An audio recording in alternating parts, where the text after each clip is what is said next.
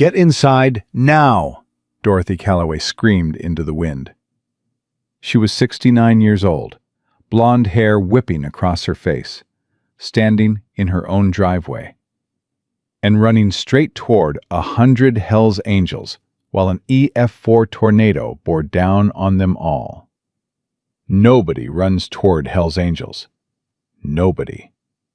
But Dorothy wasn't thinking about patches or reputations. She was thinking about the cellar beneath her barn. The same cellar her husband died trying to close 24 years ago. The same darkness that saved her life and destroyed it. What happened next changed everything, and not because of the tornado. Before we begin, if you love stories about courage, second chances, and the families we never expected, subscribe, hit that bell, and drop your city in the comments so I can see how far this story travels. Now, let's go. Dorothy Calloway dropped her coffee mug at 4:32 in the afternoon. It shattered against the porch floor. Brown liquid splashed across weathered wood, but she didn't look down. She couldn't. Her eyes were locked on the horizon, on the color spreading across the Oklahoma sky, like something sick, something dying, something she had seen before. Green. Not the green of spring fields or fresh-cut grass. This was the green of death. The green that had killed her husband. Dorothy's hands started shaking. Her whole body started shaking. Because 24 years ago, that same sickly color had painted the sky moments before an EF5 tornado touched down 3 miles from this very spot. Her husband Frank had been standing right where she was standing now, right here on this porch. And Frank had made a choice. He grabbed her by the shoulders. She could still feel his fingers digging into her arms, could still hear his voice, rough and steady, and so damn calm it broke her heart. Cellar, now. Frank, come with me. I'm right behind you, Dot. Go. He pushed her toward the barn, pushed her down those concrete steps with hands that had held her for 32 years of marriage. She stumbled into the darkness, turned around to reach for him, and he wasn't there. Frank had turned back to close the cellar doors, to seal her in, to save her life. The tornado took him before his hands touched the handle. Dorothy heard it happen, heard the roar swallow his voice mid-sentence. He'd been saying her name. Dot. That's where it cut off. Dot. 24 years, and she still heard that half-word in her sleep. Still woke up reaching for him in the dark. Still listened for the rest of a sentence that would never come. They found Frank's body 2 miles east, tangled in the wreckage of a grain silo that had stood for 60 years. The tornado had carried him away like he weighed nothing at all. Like 32 years of love and marriage and a life built together meant nothing to the wind. Now that Green was back, the emergency siren started screaming. Dorothy counted the seconds between each wail. 24 years of living alone had taught her to count everything. Seconds until danger. Dollars until the bank account hit 0. Days without hearing another human voice.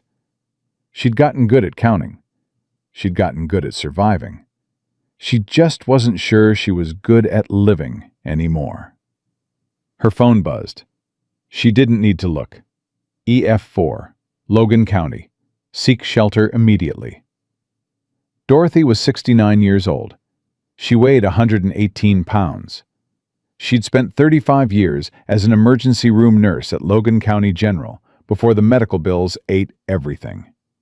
Frank's funeral, Nathan's death, the farm falling apart piece by piece while she held it together with willpower and duct tape and prayers that stopped being answered a long time ago. Nathan, her son, killed in Afghanistan 18 years ago. IED outside Helmand Province, 25 years old, blonde hair like hers, blue eyes like Frank's, a smile that could light up every room he walked into. gone. Both of them gone. And Dorothy was still here, standing on a porch in Logan County, Oklahoma, watching that green sky come back to finish what it started. The wind hit 50 miles an hour, then 60. The old farmhouse groaned behind her, boards creaking like the bones of something ancient trying to hold itself together for one more storm. That's when she saw the headlights, dozens of them, cutting through the rain on Highway 77 like a snake made of fire. Moving fast, but not fast enough.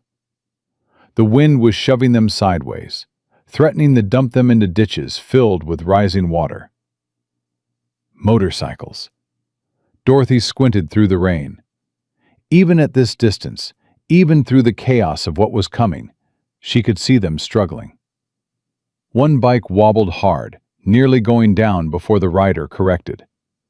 Another pulled off the road, the rider's boots hitting mud as he fought to keep his machine upright. They were looking for shelter.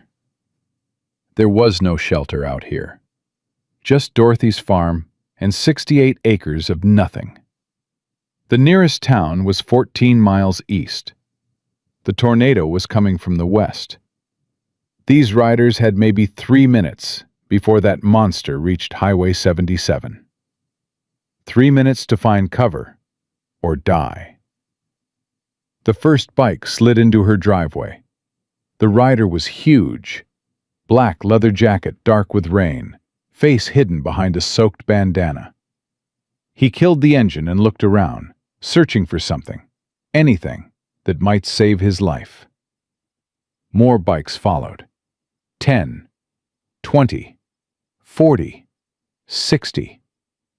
Dorothy's stomach dropped. She could see their patches now. The death's head grinning from leather vests.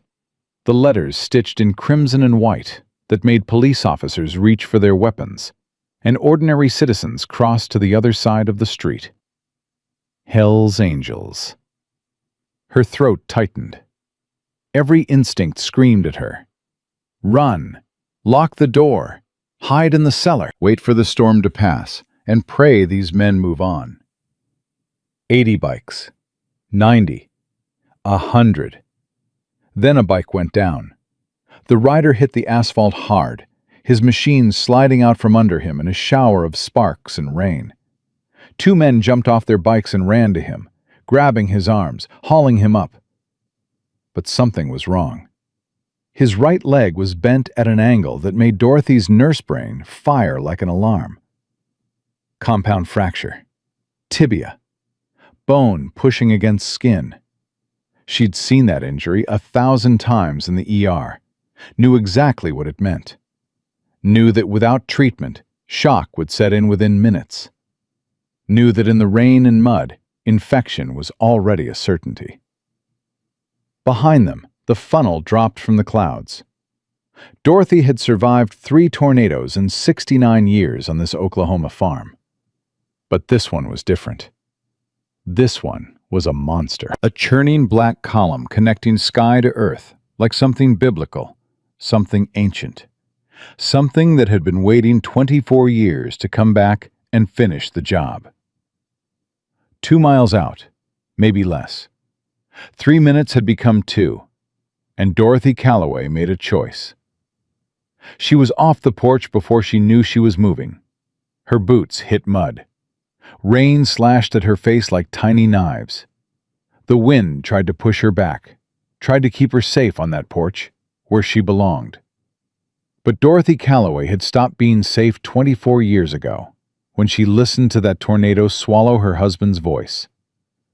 She ran toward them, toward the Hells Angels, toward over 100 of America's most feared outlaws standing in her driveway, while an EF4 tornado bore down on them all. A 69-year-old woman with faded blonde hair in a rain-soaked cotton dress, sprinting across her own property toward men who made grown adults lock their car doors. She must have looked insane. She didn't care. "There's a cellar!" she shouted over the wind. Her voice cracked, but held. "Under my barn! Reinforced concrete! It survived 2 tornadoes! You'll live if you get down there now!" The lead rider turned toward her. Through his rain-splattered visor, she could see confusion, disbelief. He lifted the visor slowly. Gray beard streaked with rain, pale blue eyes cold as river stones in January, a face carved by decades of road and violence and choices he'd never apologize for. He looked at her, this old woman, this stranger, this tiny blonde figure standing in front of him while the apocalypse bore down behind her. "Lady," his voice was gravel and iron, "do you know who we are?" Dorothy stopped 2 feet in front of him. The wind howled around them. The rain came down in sheets. Somewhere behind her, the tornado roared like a freight train jumping its tracks. "I know you're about to be dead if you don't move your ass." He blinked. "That tornado is 2 miles out and closing fast." "It doesn't give a damn about your patches, or your reputation, or whatever the hell you think makes you scary." She jabbed a finger toward the barn. "Move! Now!" 1 second passed. 2. 3. Something changed in those cold blue eyes. Something that might have been respect. Something that might have been recognition. The recognition of a strength he hadn't expected to find in the 69-year-old woman standing in the rain, telling him what to do, and meaning every word. He turned to his men. His voice boomed across the driveway, cutting through wind and rain and fear like a cannon shot. "You heard her. Off the bikes. Follow her. Go! Go! Go!" 112 men abandoned their machines. 112 Hell's Angels left their motorcycles in the mud and the rain and followed an old woman in a cotton dress toward a barn that was shaking so hard it looked like it might collapse before the tornado even arrived. Dorothy ran. Her lungs burned. Her legs screamed. She was 69 years old, and she hadn't run like this in decades. Hadn't run like this since the last time she'd sprinted through the ER to reach a coding patient. But she kept going, because behind her, 112 men were trusting her with their lives. Behind her, 112 men who had probably never trusted anyone outside their brotherhood were following a stranger into the dark. The barn doors were stuck, rusted hinges, warped wood. 24 years of neglect had sealed them tighter than any lock. "Move!" A biker stepped past her, not roughly, just efficiently. He grabbed the handle with both hands. 2 more joined him. 3 massive men in leather vests, muscles straining against rain-soaked fabric. They pulled together. The steel screamed. The doors gave way. Inside, the cellar entrance gaped like a wound in the earth. Concrete steps leading down into darkness. The same steps Frank had pushed her down 24 years ago. The same darkness that had saved her life while her husband died above. Dorothy positioned herself at the entrance. She planted her feet on the muddy ground and started counting heads. "Down!" she shouted. "Everyone down! Single file! Move!" They poured past her. 10, 20, 30. The injured man was being carried by 2 brothers. His face was gray, shock setting in fast. His leg flopped uselessly, bone visible through torn jeans. Dorothy's brain was already cataloging. Compound fracture, probable vascular compromise, shock imminent. Need splinting within 15 minutes or risk losing the leg. 40, 50, 60. The wind became a living thing. It grabbed at Dorothy's dress, tried to rip her away from the cellar entrance, tried to carry her off the way it had carried Frank. She planted her feet harder and kept counting. 70, 80, 90. "Come on, move!" 100, 105, 110. "That's everyone. The leader was the last one, still above ground. Rain hammered his face. His eyes were locked on Dorothy. "Get in!" She looked back. The tornado was half a mile away, maybe less. A black wall eating the world. Trees disappeared into it. Fences disappeared into it. A farmhouse on the neighboring property, the Morrison place, where Walt and his wife had lived for 40 years, exploded like a bomb going off. Wood and glass and memories sucked into that churning darkness. The sound was beyond anything Dorothy had ever heard. Not wind, not thunder. Something older. Something that made every cell in her body scream a single word. Run. She dove down the stairs. The leader followed. He grabbed the cellar doors and pulled. His arms shook. His neck veins bulged. He was fighting wind that wanted those doors open. Wind that wanted to reach down into this hole and pull every last person out into the sky. Clang! Darkness. For one heartbeat, silence. Then the monster arrived. The roar hit Dorothy's chest before it hit her ears. A vibration so deep it bypassed sound and became sensation. The concrete walls shook. Dust rained from the ceiling. The single bare bulb flickered. Flickered again. Held. Someone was praying. Someone was crying.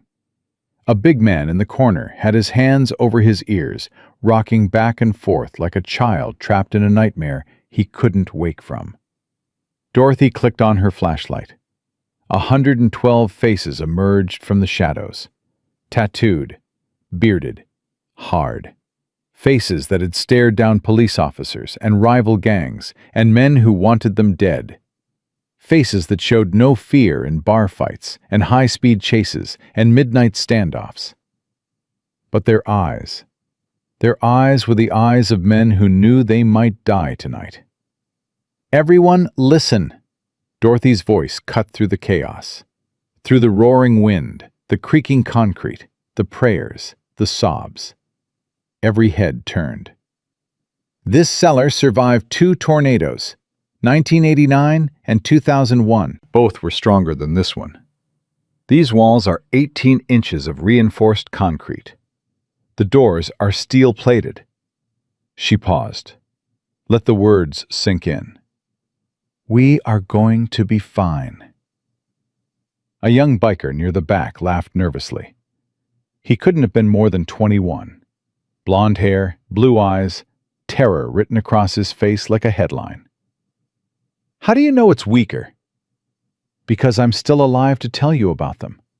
And I was standing right here both times." She swept her flashlight across the crowd. "Now, anyone injured besides the man with a broken leg?" Silence. "Good." Dorothy moved through the crowd, shouldered past leather vests and rain-soaked bodies. The men parted for her without being asked. She reached the injured biker. He was propped against the wall, face white, jaw clenched, fighting pain he was trying not to show. "Name." Dorothy crouched beside him. "Your real name." He blinked through the agony. "Briggs. Tommy Briggs." "Tommy." "I was an ER nurse for 35 years. I'm going to set this leg. It's going to hurt more than anything you've ever felt. You need something to bite down on." The leader appeared beside her. He pulled a leather wallet from his vest and handed it to Briggs. "Thanks, Granite." Granite. So that was the leader's name, or at least what his brothers called him. "On 3, Dorothy said. She gripped Briggs's leg. 1. She pulled. Briggs screamed into the leather. His whole body convulsed. 2 bikers grabbed his shoulders, pinning him down while Dorothy worked. She could feel the bone shifting under her fingers, grinding against itself as she manipulated the fragments back toward their proper alignment. The sounds were terrible. The sensation was worse. But Dorothy had done this before. In the ER, when ambulances were backed up and patients were crashing, and there was no time to wait for surgeons. She had done what needed to be done. Done. She reached for her emergency kit, the one she'd kept in this cellar for 24 years. Bandages, antiseptic, a splint made from wooden slats and medical tape. She cleaned the wound, applied antibiotic ointment, wrapped the leg tight enough to immobilize, loose enough to preserve circulation. "You'll need surgery," she said when she finished, "but you'll keep the leg. Don't move it. Don't put weight on it. Hospital the second this storm passes." Briggs nodded weakly. The wallet fell from his teeth. His head dropped back against the concrete. Shock and exhaustion were pulling him under.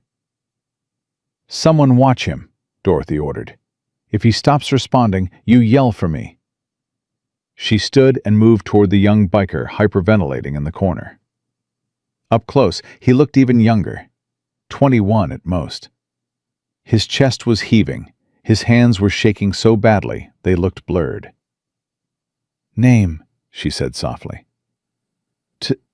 Tyler. Tyler Brennan. Tyler, I need you to look at me. Not the ceiling, not the walls. Me." His wild eyes found hers. "Breathe with me." Dorothy took his hand and placed it on her chest, over her heart. "Feel that?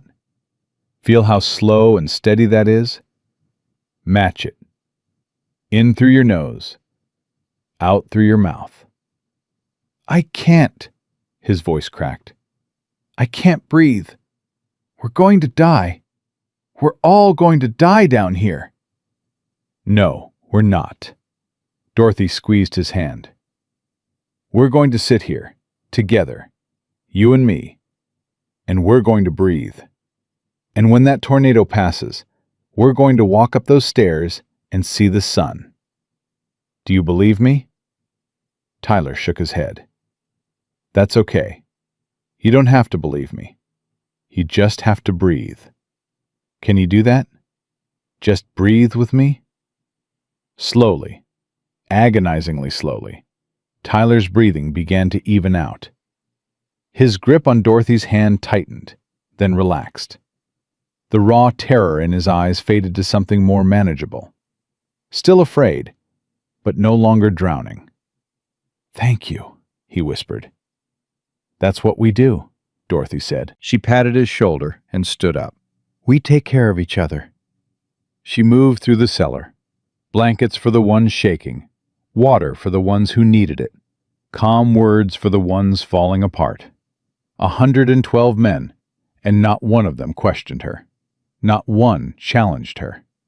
In this concrete box beneath the earth, with death screaming overhead, Dorothy Calloway was in charge. Granite watched her from across the cellar. She could feel his eyes following her, calculating, assessing, seeing something that surprised him. "You've done this before." It wasn't a question. "Which part?" Dorothy sat down on an overturned crate against the cold wall. "Survived a tornado? Or taking care of people who were scared out of their minds?" "Both." 35 years in the ER. You see enough trauma, you learn how to stay calm when everything's falling apart. Panic kills more people than the injuries themselves. My job was always to be the calm in the storm." Above them, the tornado continued its assault. The cellar doors buckled inward with each gust, straining against hinges that were never built for this. "Why'd you quit?" Granite asked. "My husband died." Flat. No emotion. Just facts delivered the way she delivered bad news in the ER. Clean, direct, no room for pity. "Medical bills took everything. I couldn't afford to live in town. Couldn't afford the commute. Couldn't afford to just exist. So I moved out here permanently. Took the only thing I had left." She gestured at the walls surrounding them. "This place." Granite nodded slowly. She could see the questions forming behind those pale blue eyes, but he kept them to himself. A respect she hadn't expected from a man who led an outlaw motorcycle gang. "Can I ask you something?" he said. "You just did." He almost smiled. Almost. Why did you help us? The truth. Dorothy stared at the concrete floor. She could feel the vibrations through her bones. The tornado was directly overhead. Maximum danger. Maximum destruction. If these walls were going to fail, they would fail in the next 60 seconds. Because I watched my husband die trying to save me. The words came out quiet, barely audible over the roar. But Granite heard them. His expression didn't change, but something shifted in his posture. A softening, a recognition of shared pain. He threw me in this cellar. Dorothy's voice was steady but thin, like glass that might break at any moment.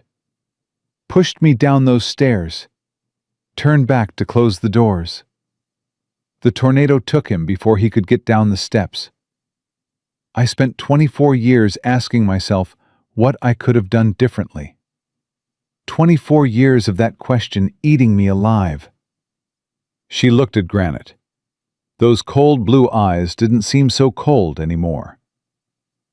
Tonight I saw you and your men out there, struggling, dying, and I thought, I have a cellar. I can save them. If I lock my door and hide, if I let 100 men die when I could have helped, I become the person who let fear win. I become the person Frank died protecting. Most people would have locked that door, Granite said quietly. I'm not most people. No, his voice was almost gentle now. You're not. The silence came like a switch being flipped. One moment, the world was ending. The next, nothing. No wind, no roar. No shaking walls. No buckling doors. Just the sound of 112 men breathing in the dark. Dorothy stood slowly. Every joint ached. Every muscle screamed. She was 69 years old, and she'd just sprinted across a muddy field, set a compound fracture, talked a panicking young man through his first brush with death, and commanded a room full of Hell's Angels like she'd been doing it her whole life. Stay here, she said. I'll check outside. Like hell, Granite rose beside her. We go together. They climbed the stairs together. Granite put his shoulder to the doors and pushed. They groaned, resisted, then gave way. Light flooded in, gray morning light, dawn breaking over Logan County. Dorothy stepped out of the cellar and felt her heart stop. Her farmhouse was gone. Not damaged, not destroyed. Erased. The foundation was there, covered in debris, but the walls, the roof, the furniture, the memories. 40 years of her life reduced to scattered wreckage spread across what used to be her front yard. The barn was half collapsed. The fence that had marked the property line for 3 generations was gone. The old cottonwood where Frank had proposed snapped in half, its ancient trunk splintered like broken bone. Everything she had was gone. Everything except the cellar. Everything except the land.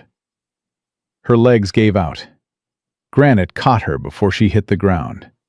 His arms were steady, holding her with a gentleness that seemed impossible from a man his size. Easy. I've got you.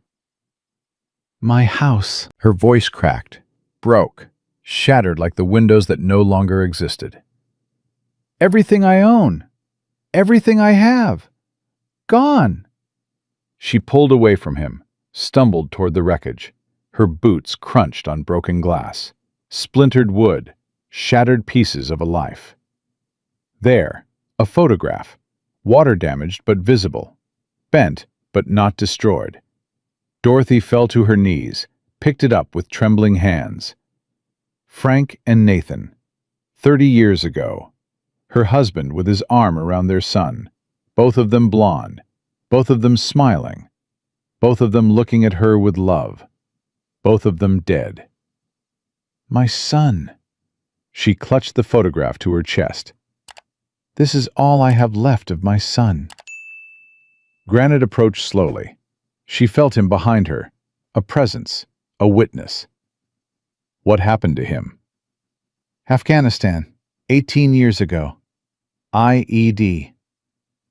I'm sorry. He was a good boy. Dorothy traced Nathan's face with her finger. 25 years old forever. All he ever wanted was to protect people. That's why he enlisted. That's why he... She stopped. Because Granite was staring at the photograph. His face had gone pale. What? Dorothy asked. Nothing. Don't lie to me. What is it? Granite's jaw tightened. He looked away, looked back at the photograph, looked at Dorothy's face. He looks familiar, he said. That's all. Familiar? How? I don't know. Forget it. But Dorothy saw what was in his eyes. Recognition. Shock. Something he was trying very hard to hide. You knew him, she said. Granite flinched. You knew my son. The denial was forming on his lips. She could see it, could see him preparing to lie, to deflect, to protect whatever secret he was keeping. But he didn't. He stood there, rain-soaked, wind-battered, surrounded by the ruins of her life, and told her something she never expected. I can't be sure. His voice was careful now, measured, each word chosen with surgical precision. I need to make some calls. I need to verify some things before I say anything. Verify what? Sure of what? Granite met her eyes, and for the first time, those cold blue eyes held something warm, something almost like compassion. Dorothy, if I'm right about this, you deserve to hear the full story, not pieces, not guesses, the truth, complete and verified. What truth? What are you talking about? He didn't answer. What truth, Granite?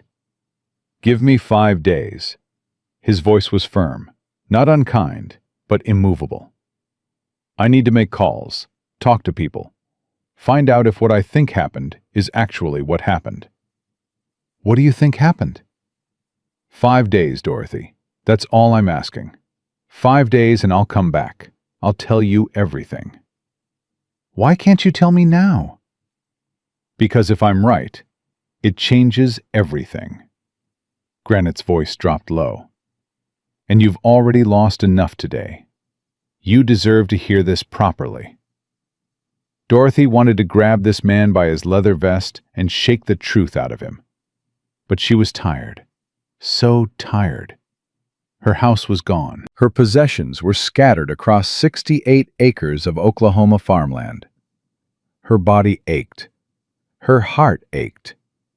And now this stranger, this Hell's Angel she'd saved from a tornado, was telling her there was something about her dead son she didn't know. 5 days, she said finally. 5 days, Granite confirmed. He reached into his vest and pulled out a card. Just a phone number. No name, no address. If you need anything before then, he said, anything at all, you call this number. Dorothy took the card. Her fingers brushed against his. Calluses, scars. The hands of a man who'd worked hard and fought harder. Why are you doing this? She asked. Because you saved 112 of my brothers tonight. Granite said it simply, like a fact, like the sky being blue. And because maybe I owe you more than that. He didn't explain what he meant. He just turned and walked back toward the cellar, where 111 men were emerging into the gray morning light. They looked around at the destruction, at the missing farmhouse, at the broken trees, at the old woman kneeling in the mud with a photograph pressed against her heart. Mount up, Granite called. Those whose bikes survived, double up the rest. We're heading out. They moved with practiced efficiency. Within minutes, motorcycles roared to life one by one, engines splitting the morning silence like thunder. Granite was the last to leave. He mounted his bike, a massive black Harley, and looked back at Dorothy, still kneeling in the ruins of everything she'd ever known. 5 days, he said. Then he kicked the engine to life and led 111 Hell's Angels down Highway 77, away from the destruction, away from the woman who had saved their lives. Dorothy watched until every last bike disappeared over the horizon. Then she looked down at the photograph in her hands. Frank and Nathan, her husband and her son. Both dead. Both gone. Both keeping secrets she was only beginning to understand. "What didn't you tell me, baby?" she whispered to Nathan's smiling face. "What did you take to your grave?" The photograph didn't answer. But somewhere deep in Dorothy's gut, in that place where a mother's instinct lives, where truth hides before it's ready to be found, she knew. Whatever was coming would change everything she thought she knew about her son. Everything she thought she knew about his death. Everything she thought she knew about the last 18 years of her life. 5 days. 5 days until the truth arrived. She had no idea how right she was. The first day after the tornado passed in a haze that Dorothy would later describe as walking through someone else's nightmare. She wandered through the debris of her farmhouse, picking things up, setting them down, picking them up again. A broken picture frame, with the glass shattered, but the photo inside still intact. Frank, on their wedding day, grinning like a man who'd won the lottery. A water-stained Bible, pages swollen and warped. 4 generations of Callaway names written inside the front cover. The handle of Frank's favorite coffee mug, the one that said, "World's okayest farmer," snapped clean off. 40 years of living reduced to rubble. 40 years of memories scattered across 68 acres of Oklahoma dirt like God had picked up her life and shaken it out like a tablecloth. She found her wedding dress tangled around a fence post 100 yards from where the closet used to be. The white fabric was torn and brown with mud. She pulled it free and held it against her chest and remembered the way Frank's voice cracked when he said his vows. "Till death do us part." Death had parted them 24 years ago. Now the tornado had taken even the dress. Dorothy slept in her car that night. The back seat was cramped. Her neck kinked at an angle that would punish her for days. The vinyl seats stuck to her skin every time she shifted. But she wouldn't leave. This land was all she had left. Frank was buried here. Nathan's memorial was here. She wasn't going anywhere. The second morning, a pickup truck pulled into what was left of her driveway at 7 o'clock sharp. Walt Henderson climbed out slowly, 75 years old, hands gnarled from a lifetime of farming. The kind of man who said more with silence than most people said with speeches. "Mabel," he caught himself. "Dorothy, you can't stay out here like this." "I'm fine, Walt." "You're sleeping in a car." "I said I'm fine." He looked at the foundation where her house used to be. Looked at the half-collapsed barn. Looked at her, still wearing the same cotton dress from the tornado, dirt in her hair, dark circles under her eyes, standing in the middle of destruction like a woman daring the world to knock her down one more time. "Come stay with me and Linda. Spare room, hot meals, a real bed." "No." "Dorothy, I'm not leaving this land." Her voice cracked on the last word. She hated that. Hated showing weakness. Hated the way Walt's eyes softened with pity she didn't want and couldn't afford. "Frank is buried here. Nathan's memorial is here. I'm not leaving." Walt stared at her for a long moment. He'd known Dorothy Callaway for 40 years. He'd watched her bury a husband and a son and keep standing both times. He knew that look in her eyes, the set of her jaw, the steel in her spine. Arguing with Dorothy when she looked like that was like arguing with the Oklahoma wind. You could shout all you wanted. It wasn't going to change direction. "At least let me bring you a tent," he said finally. "Some supplies. You can't keep sleeping in that car." Dorothy nodded. She didn't have the energy to argue about tents. Walt came back 2 hours later with a camping tent, a cooler full of food, a portable generator, and a thermos of Linda's coffee that was so strong it could have stripped paint. He helped her set up in the clearing beside the ruined barn. He worked in silence, didn't ask about the Hells Angels, didn't ask why 100 motorcycles had been parked in her driveway when the tornado hit. Didn't ask about anything. That was Walt's way. He helped. He didn't pry. "Thank you," Dorothy said when he finished. "You're stubborn as hell, you know that? That's how I've survived this long." Walt drove away. Dorothy sat in front of her tent and watched the sun go down. And the question that had been eating at her since dawn came roaring back so loud she could feel it in her teeth. What did Granite know about Nathan? She turned it over and over. Couldn't sleep. Every time she closed her eyes, she saw Granite's face when he looked at that photograph. The recognition. The shock. The way he'd tried to lie and couldn't. He knew something. Something big enough that he needed 5 days to verify it.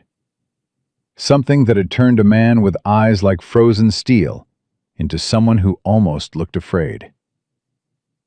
What could possibly need verification? Nathan died 18 years ago. There was a funeral, a flag, a 21-gun salute, a letter from his commanding officer that Dorothy had memorized word for word. "Your son displayed exceptional courage in the face of enemy fire." She had the medals. She had the folded flag. She had the documents. She had everything except her son. What was there left to verify? The third day brought the Vulture.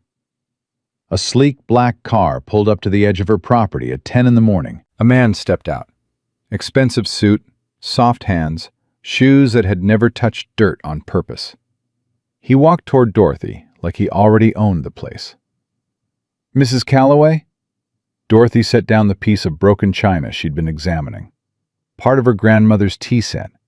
4 generations of women had drunk from these cups. The tornado destroyed them in 4 seconds. "That's me. I'm Gerald Preston, Creek County Development Association." He extended a hand. Smooth palm, manicured nails.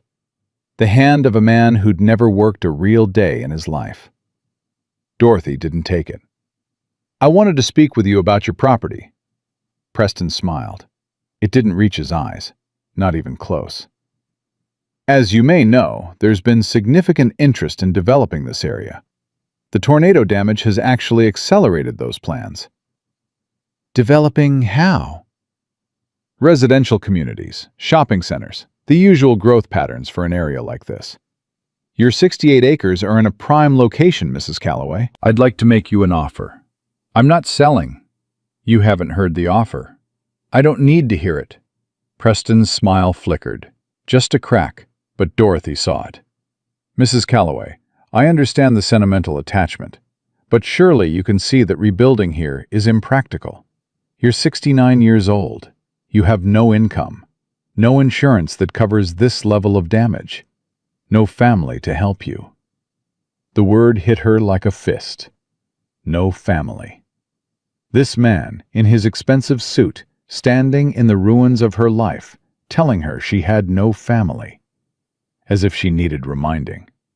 As if she hadn't spent the last 18 years counting every empty chair at every empty table in every empty room. Dorothy stood up slowly. Her joints ached. Her muscles screamed. But she drew herself up to her full height, all 5'4" of her, and met Preston's eyes with a stare that had made surgeons back down for 35 years. "Mr. Preston, I have survived 3 tornadoes. I have buried a husband and a son. I have spent the last 24 years alone on this land, working it with my own 2 hands. You think because my house is gone, I'm going to sell everything I've ever known to some developer who wants to put up a shopping center? I'm offering you a way out. I don't need a way out. I need you to get off my property." Preston's expression hardened. The mask dropped, and she saw what was underneath. Cold calculation. The face of a man who saw her land as a number on a spreadsheet, and her grief as a negotiating advantage. "You're making a mistake, Mrs. Calloway. This development is happening whether you sell or not. Soon you'll be surrounded by construction. Your peaceful little farm will be worthless." "Then I'll sell it for worthless money." Dorothy pointed toward his car. "Now get out before I find my shotgun." Preston held his ground for 1 more second. Then he turned and walked back to his car. His expensive shoes squelched in the mud. His expensive suit caught Oklahoma dirt that wouldn't come out no matter how much he spent on dry cleaning. "You'll regret this," he called over his shoulder. Dorothy watched him drive away. She wouldn't regret it. This land was all she had left, and nobody was taking it from her. The 4th day brought the phone call. Dorothy was sorting through a box of salvaged items when her phone buzzed. Unknown number, Oklahoma area code. Her heart slammed against her ribs so hard she felt it in her throat. "Hello?" "Dorothy, it's Granite." She gripped the phone. "What did you find?" A pause, long enough for her to hear him breathing, long enough for every worst-case scenario in her mind to multiply. "I need to see you in person." "Tell me, now." "This isn't a phone conversation, Dorothy." "I don't care. Tell me." Another pause. She could hear him choosing his words, weighing each one like a man handling something that might explode. "Did Nathan ever mention a club to you?" Dorothy's stomach dropped. "What club?" "You know what club." "No." Her voice came out as a whisper. "I don't." Granite was quiet. When he spoke again, every word was measured, precise, careful in a way that scared her more than anything he could have said. "I'm coming to see you tomorrow, a day early. I'm bringing some people with me, people who knew your son." "Knew him? Knew him how?" "That's what I need to explain in person." "Just tell me, Granite." "Tomorrow. I promise you'll understand everything tomorrow." The line went dead. Dorothy stared at her phone. People who knew Nathan. How? Nathan had been in the Army. He'd deployed 3 times. He'd been killed on his 3rd deployment. What did any of that have to do with Hell's Angels? She didn't sleep that night. She sat in her camping chair wrapped in a blanket, staring at the stars, racing through every memory she had of her son. Nathan had been a good kid, quiet, thoughtful, a little wild in high school, got into a few fights, skipped class sometimes, but nothing that suggested he was hiding something. He'd settled down after graduation, got a job at the auto shop in town, talked about college, talked about taking over the farm someday. Then, at 21, he'd enlisted. Dorothy remembered the day he told her. They were sitting right here, right on this land, watching the sunset. "I need to do something that matters, Mom." "You matter right here, Nathan."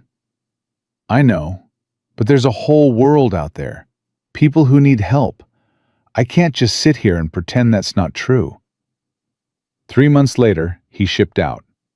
For the next 4 years, Dorothy lived for his letters, his phone calls, the brief visits home between deployments. Nathan in his uniform, looking so grown up, so different from the boy who used to chase fireflies in mason jars on summer nights. Then the officers came to her door. She'd known before they spoke, known the moment she saw the dress uniforms, the folded flag, the chaplain with his Bible. "Mrs. Calloway, we regret to inform you." She'd stopped listening after that. The funeral was a blur. The memorial service, the 21-gun salute, the flag pressed into her hands. On behalf of a grateful nation. Nathan was gone, and now, 18 years later, a man named Granite was telling her there was more to the story. What more could there possibly be? The fifth day dawned gray and cold. Dorothy was still in her chair, still wrapped in her blanket, still staring at the horizon when she heard them. Motorcycles. Not a few, not dozens, hundreds. The sound started as a distant rumble, low, steady, like thunder that wouldn't stop. Then it grew, built, swelled into a roar that made the ground tremble under her feet, and the air itself vibrate in her chest. Dorothy stood up. Her joints screamed, her back protested. She ignored them both and walked to the edge of her property and looked down the road and forgot how to breathe. The road was full. Motorcycles as far as she could see in both directions. Chrome and black leather stretching from horizon to horizon. A river of machines and men flowing toward her ruined farm like something out of a dream she couldn't wake from. Granite was at the front. Behind him, riders stretched into the distance. One by one, they turned onto her property. Parked in the fields, along the road, across the grass. Everywhere there was space, and then in places where there wasn't. Dorothy counted. 100, 200, 300, 400. They kept coming. Granite dismounted and walked toward her. His face was different today. Serious. Almost reverent. Like a man approaching sacred ground. "Dorothy." His voice was thick. "How many?" Granite stopped in front of her. 512. From 23 chapters across the country. Why? She could barely hear her own voice. Why are they here? Because we owe you a debt, and it's time to pay it. What debt? I don't understand what's happening. Granite turned and whistled. Two men separated from the crowd and walked toward them. The first was in his 60s, white beard, kind eyes, a pronounced limp in his right leg. The second was younger, maybe 50, with a scar running the length of his left cheek from temple to jaw. "This is Jedediah," Granite said, indicating the older man. "We call him Preacher. Used to be an actual preacher, believe it or not." He gestured to the scarred man. "And this is Marcus, goes by Hawk." Granite paused, looked at Dorothy. Something in his eyes she couldn't name. "They served with Nathan." Dorothy's legs went weak. "Served with him? Served where?" Preacher stepped forward. His eyes were kind but heavy. The eyes of a man who had carried too many truths for too many years. "In the club, ma'am. Not in the army." "No." Dorothy stumbled backward. "That's not possible. I would have known." "He didn't want you to know." Hawk's voice was rough, gravelly, the voice of a man who'd screamed too many times and carried too many secrets. He knew you wouldn't approve. He kept that part of his life separate. "No." Dorothy's chest went tight. She couldn't get air. "My son was a soldier, a hero. He didn't—" "He did." Preacher's voice was gentle but firm. "And he did it because he believed in what we stand for. Brotherhood, loyalty, protecting the people we love." "I don't believe you." Preacher reached into his vest and pulled out a photograph. Worn, faded, creased from years of being handled. "Look at this, ma'am." Dorothy's hands were shaking so badly she almost dropped it. The photo showed a group of bikers standing in front of a row of motorcycles, laughing, arms around each other. Brothers. And in the center, grinning at the camera with that smile she would recognize in any photograph on any continent in any lifetime, was Nathan. Her Nathan. Her blonde-haired, blue-eyed boy, wearing a leather vest, and on the back, clear as the Oklahoma sky, was the Hells Angels' death's head. Dorothy's knees buckled. Granite caught her, his arms wrapped around her before she hit the ground, holding her steady while her world tilted on its axis. "Easy, I've got you." But Dorothy barely heard him. She was staring at the photograph, at her son's face, at the secret he had carried to his grave, at the life he had lived and the family he had found, and the choice he had made to keep her in the dark about all of it. Her boy. Her sweet, quiet, firefly-catching boy. A Hells Angel. And for the first time since the tornado took her house, Dorothy Calloway started to cry. Not the quiet tears she'd shed over the photograph of Frank and Nathan. These were different. These came from somewhere deeper, from the place where a mother keeps the things she thought she knew about her child, from the place that had just been shattered worse than any house, worse than any storm, worse than anything the Oklahoma sky had ever thrown at her. She cried because Nathan had been afraid to tell her. She cried because he'd been right to be afraid. She didn't know what she would have said. She cried because 18 years of grief had just been split open like a wound she thought had scarred over, and underneath it was a whole world she never knew existed. 512 bikers stood in silence around her. Not one of them moved. Not one of them spoke. They just waited, patient, reverent, standing guard over a mother's broken heart, the way they'd once stood guard over her son. And somewhere in the middle of all that grief, Dorothy felt something else, something small and stubborn and impossible to kill. She wanted to know everything, every story, every ride, every moment of the life Nathan had hidden from her. She wanted to know the son she'd lost, not just the boy she'd raised, but the man he'd become when she wasn't looking. She pulled back from Granite's chest, wiped her eyes, looked at Preacher, looked at Hawk, looked at the photograph still clutched in her trembling hand. "Tell me," she said. "Tell me everything." Preacher lowered himself onto an overturned crate across from Dorothy. His bad leg stretched out in front of him, and he rubbed the knee the way a man does when an old wound is talking louder than usual. Hawk stayed standing, arms crossed, that scar on his face catching the gray morning light like a second mouth that never opened. "Nathan joined us in 2003, Preacher began. He was 20 years old, scared, in more trouble than he knew how to handle." "What kind of trouble?" Preacher looked at Granite. Granite gave a single nod. "Go ahead."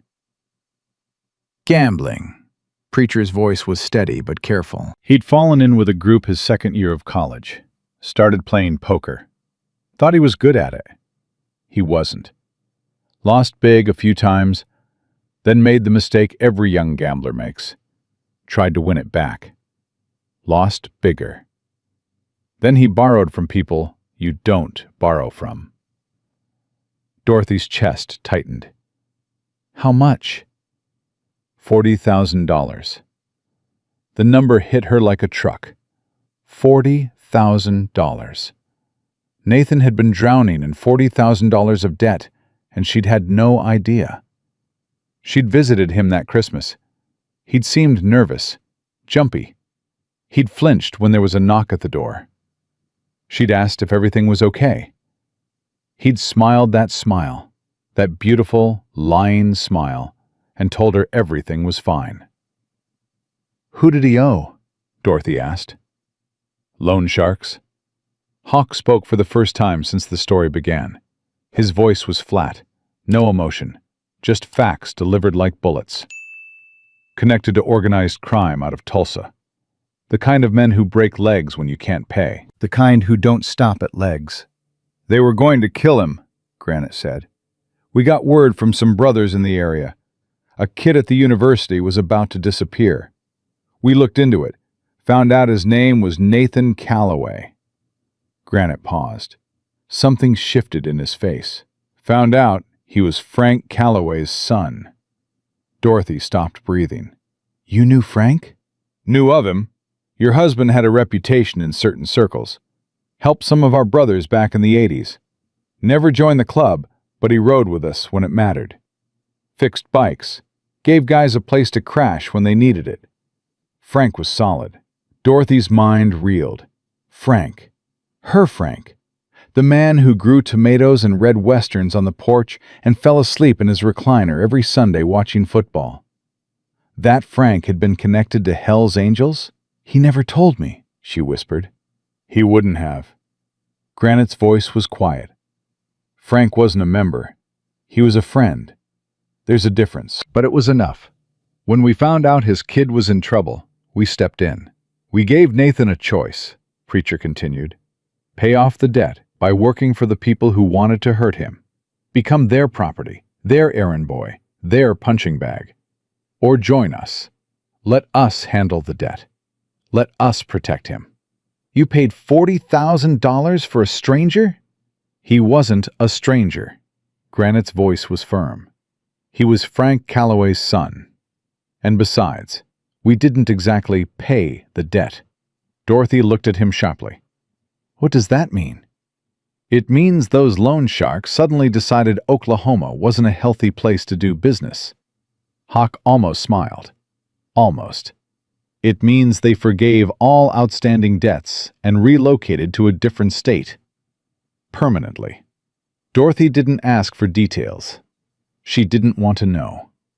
So Nathan joined because you saved him, she said slowly. Because he owed you. At first, Preacher nodded. That's why he walked through the door. But that's not why he stayed. Why did he stay? Preacher's eyes went distant. Memories from 2 decades past swimming behind them like fish in deep water. Because he found something he'd been looking for his whole life. Purpose. Brotherhood. A place where he fit. Nathan wasn't like most young men who come to us looking for trouble or excitement. He came looking for meaning. And he found it. His road name was Shield, Hawk added. He earned it his first year. Some of our brothers were being harassed by a rival crew outside of Tulsa. Nathan put himself between them without being asked. Took a beating that would have put most men in the hospital. Got up the next morning and rode to the clubhouse like nothing happened. That was Nathan, Dorothy said. Her voice broke on his name. He never could stand by when someone was getting hurt. He couldn't. Hawk uncrossed his arms. Your son had a gift for protecting people. The weak. The lost. The ones nobody else gave a damn about. He'd find them and take care of them. That's who he was. In the club, in the army, everywhere he went, Nathan was the guy standing between trouble and the people who couldn't handle it. Why didn't he tell me? The question tore out of Dorothy like something that had been trapped inside her for years. Why would he keep this from me? The 3 men exchanged a look, a silent conversation, a decision. He was afraid, Preacher said softly. Afraid you'd be disappointed. Afraid you'd look at him different. Love him less. That's ridiculous. Dorothy's voice cracked wide open. I could never love him less. He was my son. He could have told me he robbed a bank and I would have driven the getaway car. He knew that in his head. Granite put his hand on her shoulder. But in his heart, he was terrified of losing you.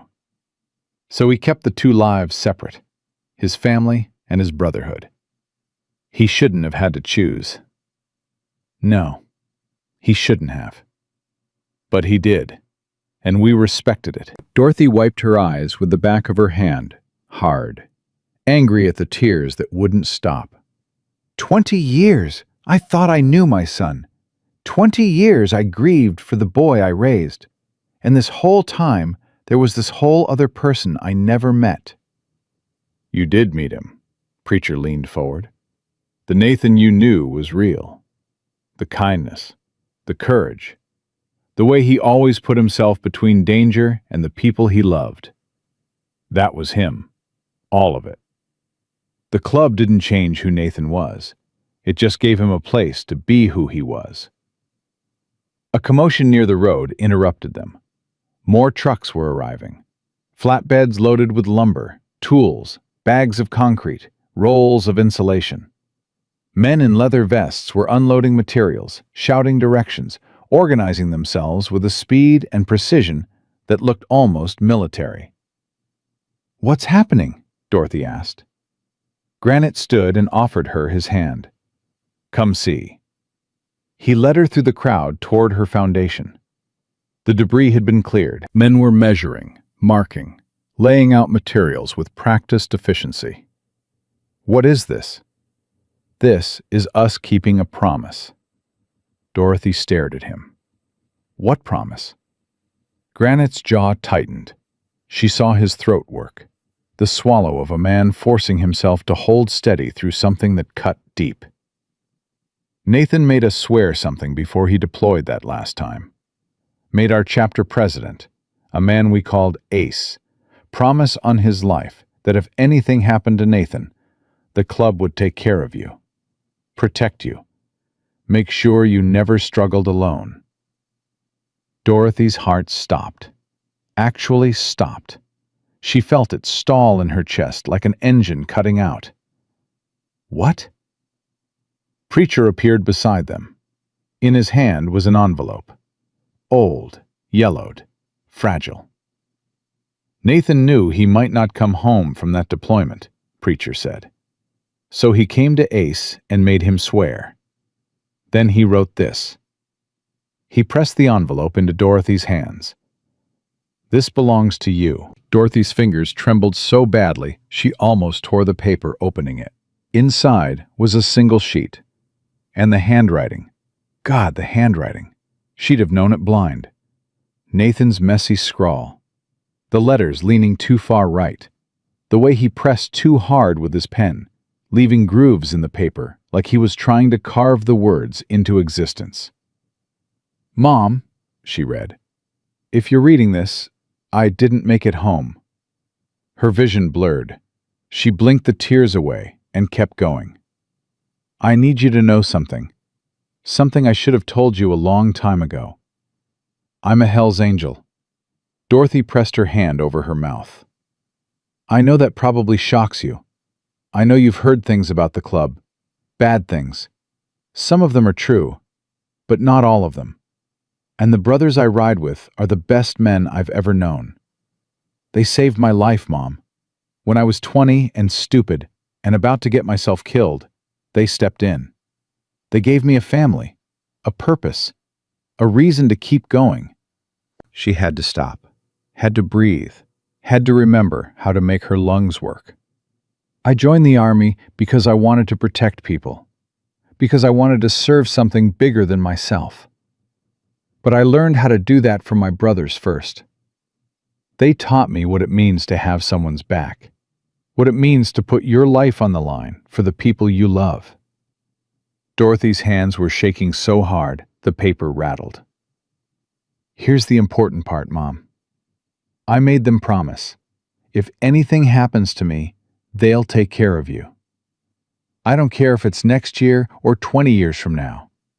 If you ever need help, they'll be there. You're not just my mother, Mom. You're their mother, too."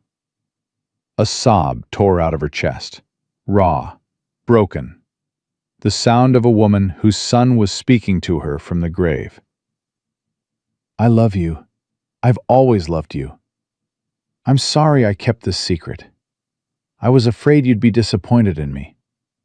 I hope you can forgive me. Take care of yourself. And let the boys take care of you too. That's all I've ever wanted. Your son, Nathan. P.S. Road name, Shield. Ask Preacher about it. He'll tell you the story. Dorothy read the letter 3 times. Then she collapsed against Granite's chest and sobbed until she had nothing left.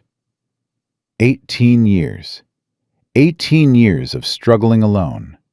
18 years of counting every dollar and every hour and every empty silence in that farmhouse. And all that time, Nathan had tried to protect her. All that time, there had been a family waiting. If only she had known. "Why didn't I get this letter?" she gasped when she could speak again. "Why didn't anyone come?" "Because Ace died." Granite's voice was heavy. 3 months after Nathan. Motorcycle accident on Highway 77. The letter got lost. Different presidents came in. Different priorities. Nobody knew where you were. Nobody knew Ace had made that promise. Then how? The tornado. Granite pulled back to look at her. "When you saved 112 of my brothers, the local news picked it up. One of our archivists recognized your name. Calloway. Frank Calloway's widow. Nathan Shield Calloway's mother. He dug through 20 years of records and found the letter." Dorothy shook her head, slowly, back and forth, trying to process a chain of events so unlikely it felt like fiction. "All because I opened my cellar?" "All because you opened your heart." Preacher put his hand over hers. "Nathan always said you were the most generous person he ever knew. Said you'd give the shirt off your back to a stranger. He was right. We saw it ourselves." Around them, the construction was already underway. Walls being framed, concrete being mixed. 500 men working with a coordination that would have impressed any general. These weren't just bikers. They were contractors, electricians, plumbers, carpenters. Men who built things for a living, who had dropped everything and ridden from 23 states to keep a dead brother's promise. Dorothy watched them work, and for the first time in 18 years, she didn't feel alone. But the day wasn't done with her yet. Throughout the afternoon, bikers approached her one by one. Handshakes, hugs, stories about Nathan that peeled back another layer of the sun she never knew. "Shield talked me off a ledge once," a man named Rusty told her. "Literally. I was on an overpass at 3 in the morning, ready to end it. He found me, sat with me till sunrise. Never told anyone." "Your son was the first person who welcomed me when I prospected," said a younger man called Cole. "Treated me like a brother from day one. Most guys make you earn respect. Nathan just gave it." "Shield is the reason I got clean," a third man said, tears cutting tracks through the grime on his face. "He told me I was worth more than the needle. First person who ever believed it." Each story was a piece of Nathan she'd never held before. The Caleb she remembered was good and kind. The Nathan they described was all of that magnified. A man who saved people, not with grand gestures, but with midnight phone calls and quiet acts of courage that nobody else ever saw. Then the sun went down. The construction paused. Fires were lit across the property.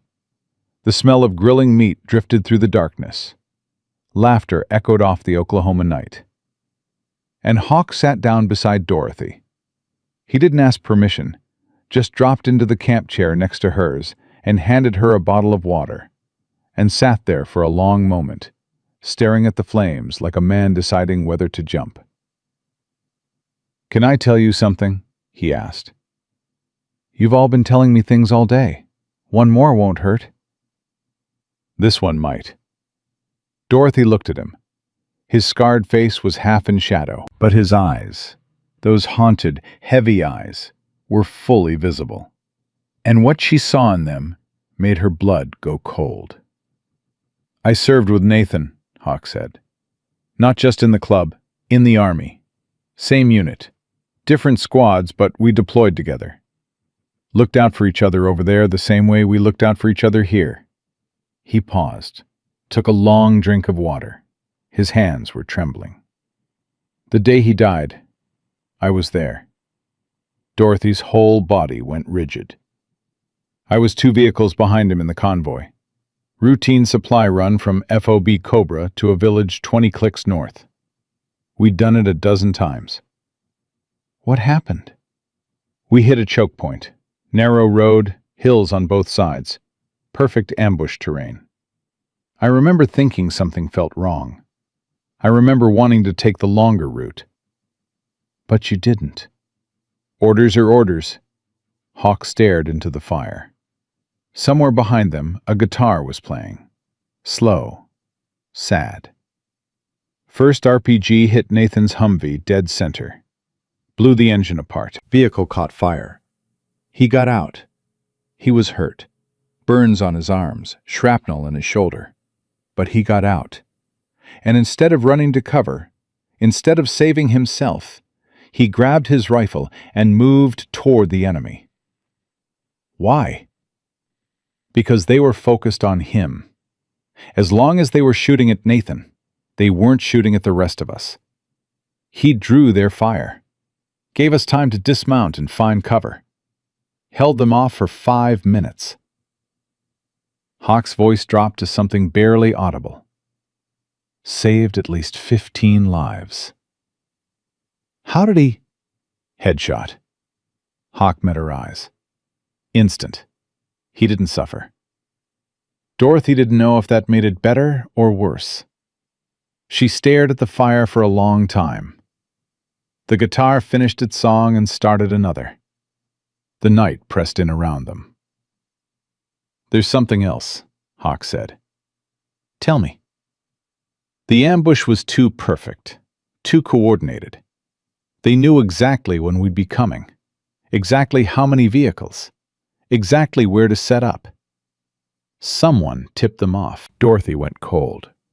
The kind of cold that starts in your chest and spreads outward until you can't feel your own hands. Someone in your unit. His name was Curtis Webb, Sergeant, Logistics.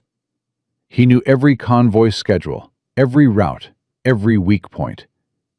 He'd been dirty for years, selling equipment to contractors, skimming supplies, running deals with anyone who'd pay. Nathan found out, started collecting evidence. Nathan confronted him? About a month before the ambush. Told Webb he was going to report everything. Webb laughed in his face. Said nobody would believe a specialist over a sergeant with 15 years in. But Nathan didn't back down. Nathan never backed down from anything. Hawk shook his head slowly. That's what got him killed. You're telling me this Webb, this sergeant, sold my son out, had him murdered? I believe it with everything in me. But I couldn't prove it. Took my suspicions to command. They said insufficient evidence. Case went cold. Webb was discharged 6 months later. Changed his name. Vanished. You looked for him. 18 years, off and on. Never found him. Dorothy stared at Hawk. At the scar. At the guilt eating him alive from the inside. 18 years of carrying this. 18 years of knowing and not being able to prove it. Thank you, she said quietly. For what? For trying. For not forgetting him. Hawk's eyes glistened. He stood up, wiped his face with the back of his hand. I should get some sleep. Hawk, he turned back. If there was a way to find Webb, a way to prove what he did, would you help me? Hawk studied her face for a long time. The firelight danced across his scar. Behind them, 500 brothers were settling in for the night, unaware that everything was about to change. In a heartbeat, he said. He walked away. Dorothy sat alone. The fire burned low. The guitar went quiet, and the rage that had been building inside her all day hardened into something sharper than grief. Something with edges. Then Granite appeared. "You should sleep."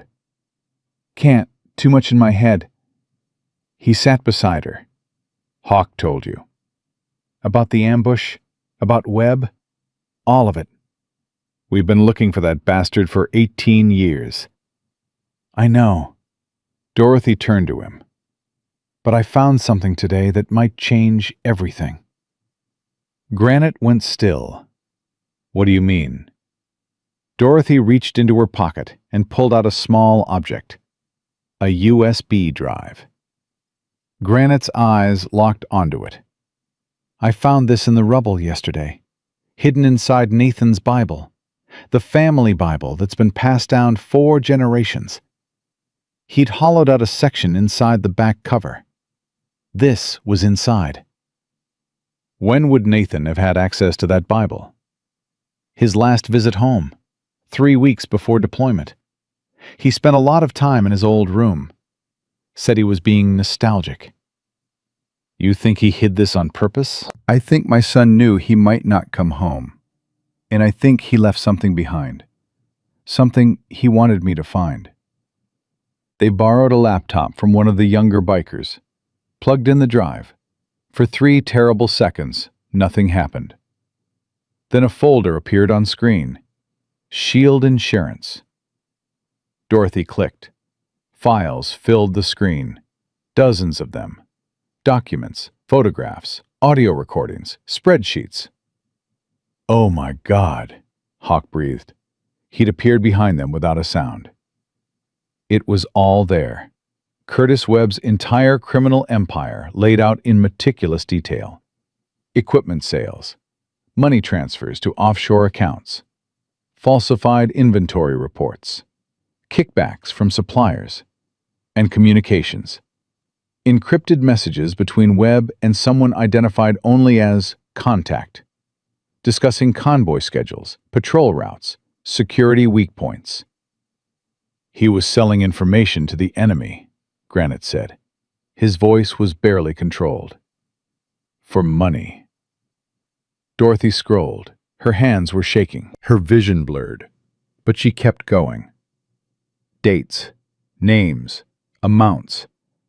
Nathan had documented everything with the precision of a man building a case he knew might cost him his life. "There." Hawk pointed at the screen. His finger was trembling. "That date, 3 weeks before the ambush. A message from Webb to Contact. 6 words that turned Dorothy's blood to ice. Problem with Shield. Knows too much. Need permanent solution." Permanent solution. Her son's murder, ordered in 6 words. Written by a man who shook Nathan's hand every morning and smiled at him across the mess hall, and plotted his death like a line item on a budget report. Dorothy stared at the screen. The cellar was quiet around them. Even the wind had stopped, as if the whole world was holding its breath. "This changes everything," Granite said. "It's not just evidence." Dorothy's voice was still, calm. The calm she'd learned in 35 years of emergency rooms, when the worst cases came through the doors and panic meant death. "It's proof." She looked at Granite, then at Hawk, both men staring back at her with the same fire in their eyes. "We find Curtis Webb," Dorothy said. "We take this evidence, and we make him answer for what he did to my son." Granite pulled out his phone. "I already know where he is." Dorothy's heart slammed. "What?" Raymond Slater became Curtis Webb, became Christopher Langley. Henderson, Nevada. Works at an auto dealership. Wife, 2 kids. Nice house in a nice neighborhood. Living the American dream on my brother's grave. Dorothy looked at the laptop screen one last time. Shield Insurance. Nathan had built this. Nathan had risked everything to document the truth. And then he'd hidden it in the one place he knew it would be safe. In his mother's Bible, on his mother's land, waiting for the day she would need it. He'd protected her, even from the grave. Now it was her turn to protect his legacy. "When do we leave?" Dorothy asked. "Soon as the house is secure." Granite's eyes were hard. 2, 3 days. Dorothy closed the laptop, pressed her palm flat against the lid. Underneath her hand was every piece of evidence Nathan had gathered. Every crime Webb had committed. Every lie he'd told. Every dollar he'd been paid in exchange for American lives. 18 years this drive had been hidden. 18 years the truth had been buried. It took a tornado to uncover it. It took a mother to set it free. 2 days, Dorothy said. Not 3. Granite looked at her, saw something in her eyes that made arguing pointless. 2 days, he agreed. Dorothy held the USB drive so tight her knuckles turned white. The words on the screen hadn't changed. They wouldn't change. Problem with SHIELD. Knows too much. Need permanent solution. Her son's death sentence, written in plain English by a man who had shaken Nathan's hand every morning and plotted his murder every night. Granite closed the laptop slowly. We leave in 3 days, soon as the house is secure. No. Dorothy's voice came out harder than she intended. 2 days. Dorothy, my son has been dead for 18 years. His killer has been breathing free air for 18 years, sleeping in a warm bed, eating dinner with his family, living the life he stole from Nathan. She looked at Granite, and something in her eyes made him stop talking. 2 days. Granite held her gaze for a long moment. Then he nodded once. 2 days. He stood up from the truck bed and whistled. Hawk and Preacher appeared within seconds, like they'd been waiting for the call. Granite spoke low and fast. Dorothy caught fragments. Henderson, Nevada. 20 riders. Clean and controlled. Hawk's scarred face didn't flinch. I've been waiting 18 years for this phone call. This isn't a revenge run, Granite said firmly. This is Dorothy's mission. We protect her. We back her up. But she calls the shots. Hawk looked at Dorothy. Something passed between them. 2 people bound by the same dead man, carrying the same grief, burning with the same slow fire that had never gone out. Whatever you need, Hawk said. I'm there. Preacher put his hand on Dorothy's shoulder. Nathan would want you to be careful. Nathan would want me to burn that man's world to the ground. Dorothy surprised herself with the venom in her voice. 24 hours ago, she hadn't known Curtis Webb existed. Now his name tasted like poison on her tongue. But I'll settle for justice. The next 2 days blurred together. The construction crew worked double shifts. Walls went up. The roof took shape. Dorothy barely noticed. She spent every spare minute with the laptop, reading through Nathan's files, memorizing every document, every transaction, every piece of evidence her son had risked his life to collect. The deeper she went, the worse it got. Curtis Webb hadn't just been selling equipment. He'd been selling people. Patrol schedules, guard rotations, the exact times when bases were most vulnerable. He'd been feeding the enemy a roadmap to American soldiers, and he'd been doing it for money. Not ideology, not coercion. Money. $47,000. That's what Nathan's life had cost. Dorothy found the payment record buried in a spreadsheet. $47,000 transferred to an offshore account 3 days after the ambush that killed her son. She closed the laptop and walked outside. She didn't cry. She was past crying. What she felt was something older than tears, something colder, something that had teeth. Granite found her standing by Nathan's memorial stone in the garden. "We ride at dawn," he said. "Who's coming?" 20 brothers, Hawk, Preacher, me, 17 others who volunteered. Every one of them knew Nathan or served with someone who did.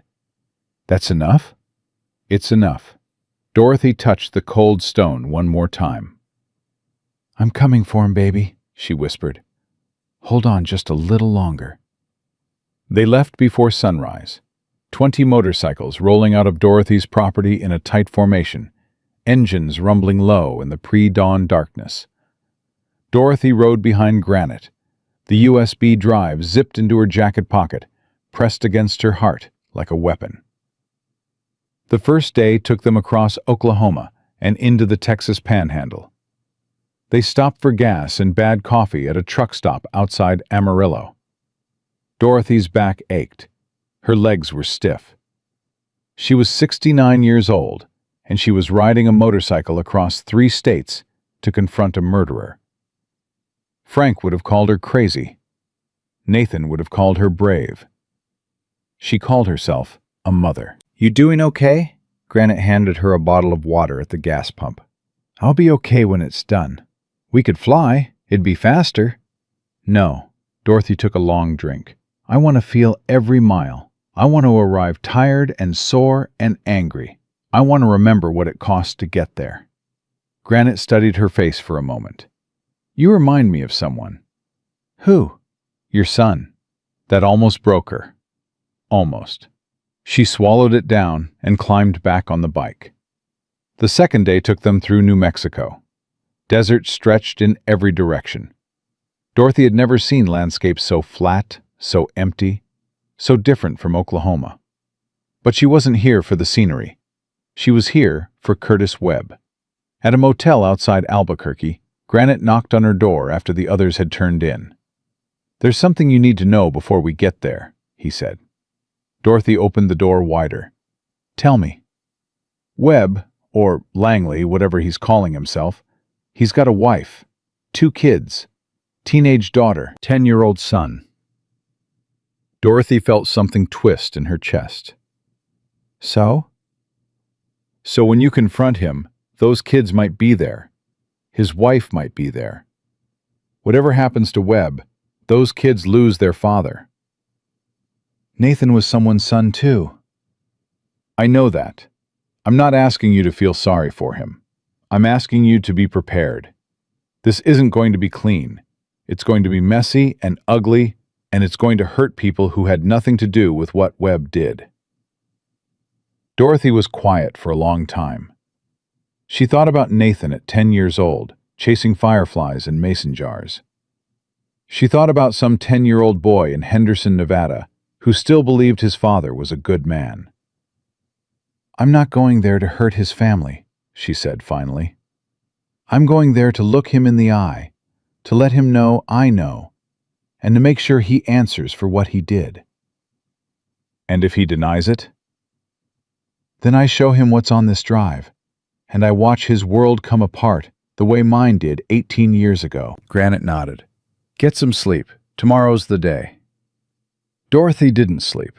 She lay in the dark and talked to Nathan, told him about the trip, told him about the brothers riding with her, told him she'd read his letters so many times the creases were starting to tear, told him she forgave him for the secret, told him she loved him, told him she was going to finish what he started. The third day, Henderson, Nevada. They pulled into a gas station on the outskirts of town at 4 in the afternoon. 20 bikes rumbling to a stop.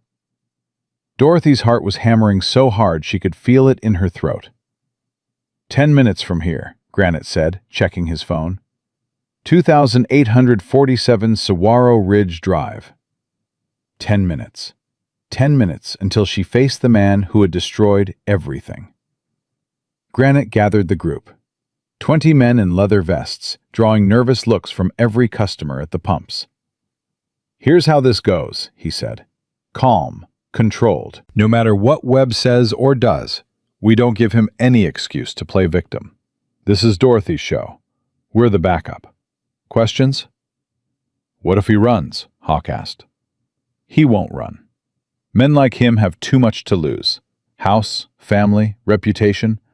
He's not throwing that away. What if he gets violent? Then we handle it. But nobody throws the first punch. Nobody. And the evidence? Preacher asked. Dorothy shows it when she's ready. After that, it's her call. Dorothy climbed off the bike. Her legs were shaking. Her hands were trembling. But when she spoke, her voice was iron. Let's go. 20 engines fired. 20 bikes pulled into Henderson. Past the strip malls. Past the grocery stores. Past the schools and parks where ordinary people lived ordinary lives. Saguaro Ridge Drive. Cookie-cutter houses. Trimmed hedges. Green lawns. The American dream, stamped out 100 times in a row. Number 2847. Beige two-story. Brown shutters. Red SUV in the driveway. Basketball hoop above the garage. Wind chimes on the front porch. Dorothy stared at those wind chimes. Nathan had loved wind chimes as a boy. He'd hung them on every tree on the farm. She used to complain about the noise. After he died, she never took them down. She listened to them every night and pretended it was him, talking to her from somewhere she couldn't see. Now she was looking at wind chimes on a murderer's porch, and the rage that had been building for 3 days turned into something sharp enough to cut steel. Granite parked 3 houses down. The other bikes spread along the street. Dorothy didn't wait for instructions. She walked straight toward the front door. Hawk and Preacher fell into step beside her. Granite followed close behind. She climbed the porch steps. Her legs had stopped shaking. Everything had stopped shaking. She was perfectly calm now, the way she'd been calm in the ER when the worst cases came through those doors. The calm that comes when you've already decided what you're going to do, and nothing in the world can stop you. She knocked. Footsteps inside. A television muted. A woman's voice calling something. Then the door opened. Curtis Webb was smaller than she expected. Average height. Thinning blonde hair going gray. A forgettable face, the kind you'd pass on the street without a second glance. Khakis. Polo shirt. Beer can in one hand. He looked like anybody's neighbor. He looked like someone's dad. He didn't look like the man who killed her son. "Can I help you?" Pleasant, polite, not a trace of anything dark. Curtis Webb. The name hit him like a slap. Just for a second, a shadow crossing his face, there and gone.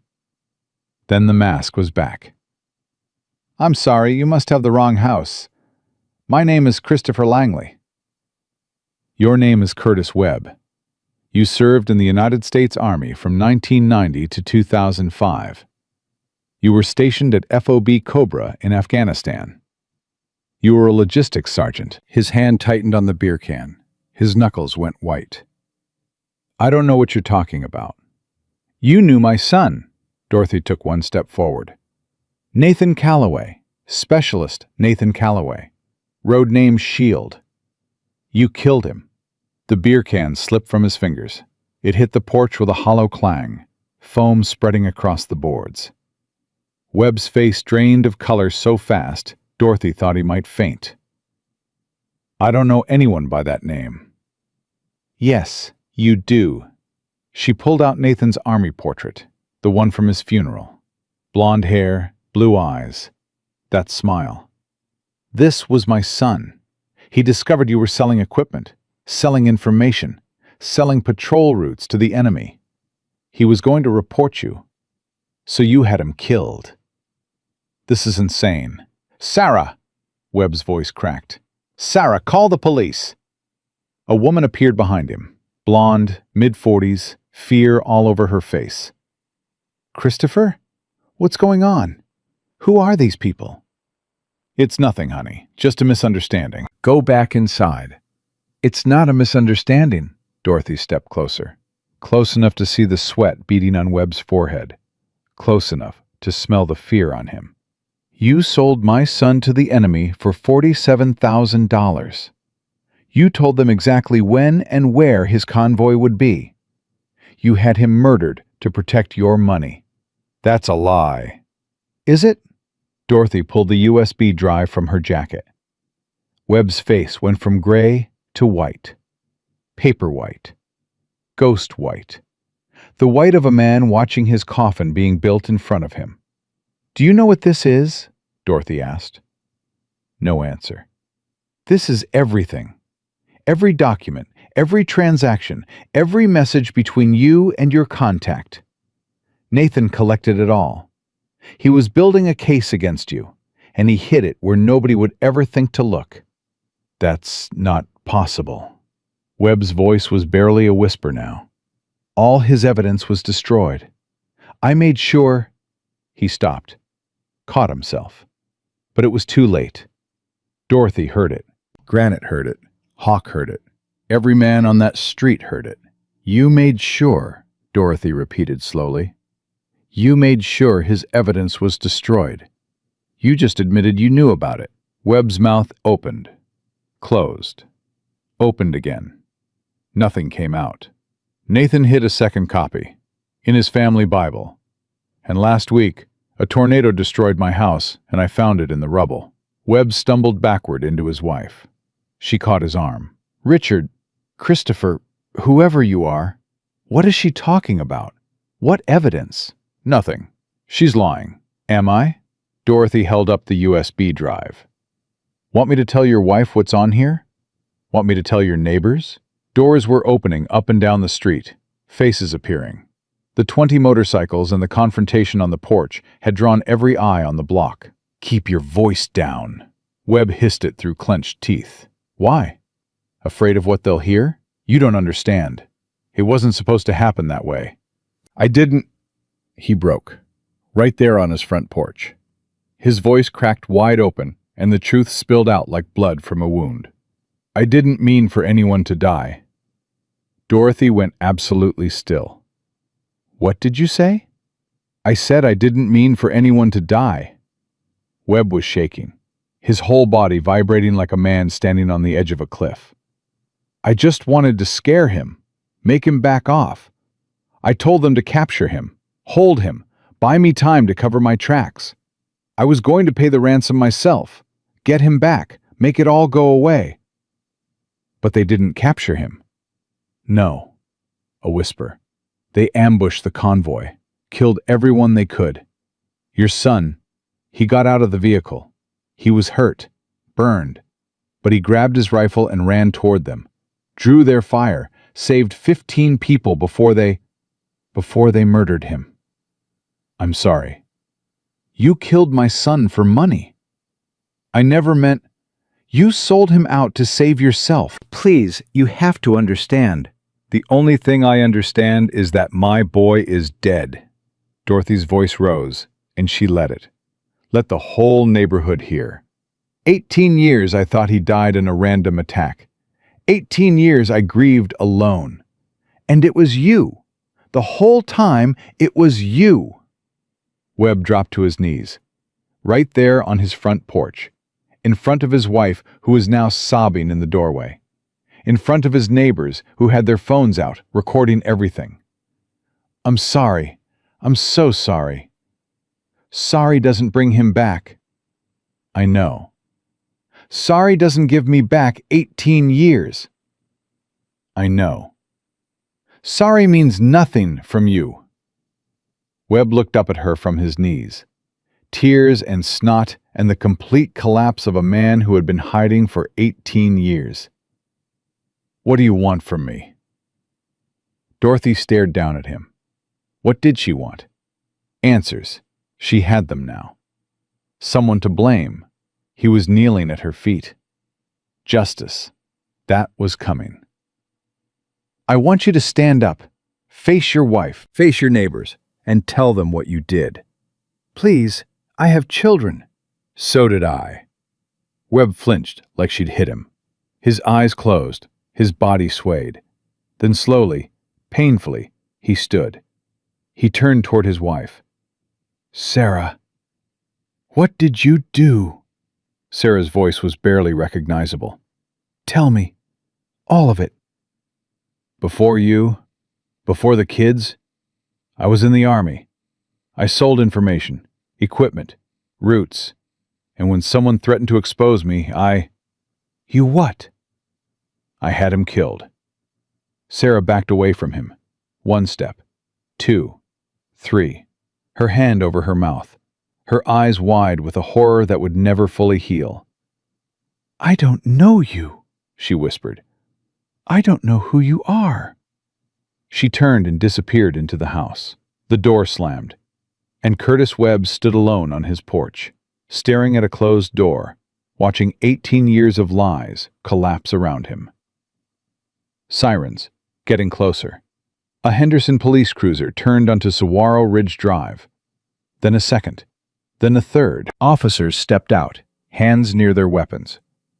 "What's going on here?" the lead officer called. "This man is wanted in connection with the murder of a United States soldier," Dorothy said. Her voice carried clear and strong across the lawn. "I have evidence of his crimes." She held up the USB drive. Then another car. A black sedan with government plates. A tall man stepped out. Gray-haired, military bearing. Colonel James Aldridge, Army Criminal Investigation Division. "That's far enough," Aldridge told the officers. "This is a federal matter." He walked past the police, past the neighbors, past Granite and Hawk and Preacher, straight to Dorothy. "Mrs. Calloway," formal but not cold. "I've been waiting for this day." "You know who I am." "I knew your son, and I've spent 18 years trying to prove what this man did. Every time I got close, evidence vanished. Witnesses went silent. Doors closed." Aldridge looked at the USB drive. "But with that, we finally have enough." "It's all there," Dorothy said. "Everything Nathan collected. Everything Webb tried to destroy." Aldridge took the drive carefully, like it was sacred. "Your son was a hero, Mrs. Calloway, not just in how he died, in how he lived. He saw evil and refused to look away. And even from the grave, he's bringing his killer to justice. That's all I ever wanted, for the world to know the truth." "They'll know. I'll make sure of it." Aldridge turned to the officers. "Take Curtis Webb into custody. Conspiracy to commit murder, treason, additional charges to follow." The officers moved forward. Webb didn't resist. He rose like a man sleepwalking, hands limp, eyes empty. They cuffed him, read him his rights, led him toward the cruiser. He looked at Dorothy one last time. "For what it's worth," he said, "I'm sorry." Dorothy met his eyes, held them, searched for something, guilt, remorse, anything human. She found it, buried deep under 18 years of lies. She found it. A man who had done a monstrous thing and had been running from it ever since. But it didn't matter. "It's not worth anything," she said. They put him in the cruiser. The door closed, the engine started, and Curtis Webb disappeared around the corner of Saguaro Ridge Drive, leaving behind a broken family in a beige house with wind chimes that would never sound the same. Granite appeared beside Dorothy. "You okay?" She watched the cruiser until it was gone. The street was emptying, the neighbors retreating, the black sedan pulling away. Only the bikers remained. "I thought I'd feel different," she said. "Victorious. Satisfied. Something." "What do you feel?" "Empty." She shook her head. "Empty and tired." "That's normal." Granite's voice was low, steady. "Justice doesn't fill the hole. It just stops it from getting bigger." "Will he go to prison?" "With that evidence? For a very long time." Dorothy nodded slowly. She unclenched her fists. She hadn't realized she'd been making them. Her fingernails had left half-moon cuts in her palms. "Let's go home," she said. Granite put his arm around her shoulders. "Yes, ma'am." Dorothy took one last look at the house on Saguaro Ridge Drive, at the basketball hoop, and the red SUV, and the wind chimes still tinkling in the desert breeze. A family was shattering inside those walls right now. Children were learning that their father was not who they thought he was. She knew that pain. She'd lived it herself when she learned Nathan had kept an entire life hidden from her. But Nathan's secret had been born from love. Webb's secret had been born from greed. And that made all the difference in the world. Dorothy turned her back on Henderson, Nevada. Turned her back on Curtis Webb and his lies and his $47,000 of blood money. Turned toward the 20 motorcycles waiting to take her home. 18 years. It had taken 18 years. A tornado, a cellar full of Hell's Angels, a hidden USB drive, and 1,000 miles of highway. But Nathan's truth was finally free. His killer was finally caught. His mother had finally done what she'd always done, protected her son, no matter the cost. She climbed onto Granite's bike and wrapped her arms around his waist. The engine roared to life. Behind them, 19 more engines followed. 20 motorcycles pulled out of Henderson and headed east toward Oklahoma. Toward home. Toward whatever came next. Dorothy pressed her face against Granite's leather vest and closed her eyes. The wind rushed past her. The desert fell away behind them. And somewhere, she was sure of it, Nathan was watching. She could almost hear him. "That's my mom." The ride back to Oklahoma took 4 days. 4 days of highway and wind and silence inside Dorothy's head. She didn't talk much. Granite didn't push her. The brothers rode in formation around her like a shield. Nathan's road name made flesh. Carried forward by men who refused to let his mother travel unprotected. On the second morning, at a truck stop diner outside Flagstaff, Dorothy's phone rang. Unknown number. She almost didn't answer. "Mrs. Calloway, this is Colonel Aldridge." Dorothy gripped the phone. Granite looked up from his coffee across the table. "The USB drive," Aldridge said. "It's not just Webb. Your son documented an entire network. Contractors, officers, 2 Pentagon officials. We've already made 6 additional arrests. By the end of the month, it could be 20. Dorothy's hand shook. "Nathan did all that?" "Your son built the most comprehensive corruption case I've seen in 30 years of military investigation. One specialist, working alone, gathering evidence that entire teams couldn't find. He knew exactly what he was doing, Mrs. Calloway. He knew the risks, and he did it anyway." "That was Nathan." Her voice cracked. "He never could walk away from a fight that mattered." "There's something else. The Secretary of the Army wants to upgrade Nathan's commendation. Posthumous Silver Star. Full military honors. A public ceremony." Dorothy couldn't speak. She pressed her hand over her mouth and closed her eyes. Granite reached across the table and put his hand on her arm. "Mrs. Calloway, are you there?" "I'm here," she breathed. Swallowed. Breathed again. "Yes, I'd like that very much." "You'll receive formal notification within the week. And Mrs. Calloway, thank you for not giving up on your son." The line went dead. Dorothy stared at her phone. Then she looked at Granite. "They're giving Nathan a silver star." Granite's jaw tightened. His eyes glistened. He nodded once, slow and heavy, with something that looked a lot like pride. He earned it twice over. 20 arrests, Dorothy whispered. My boy brought down 20 people from his grave. 21, Granite said, counting Webb. Dorothy laughed.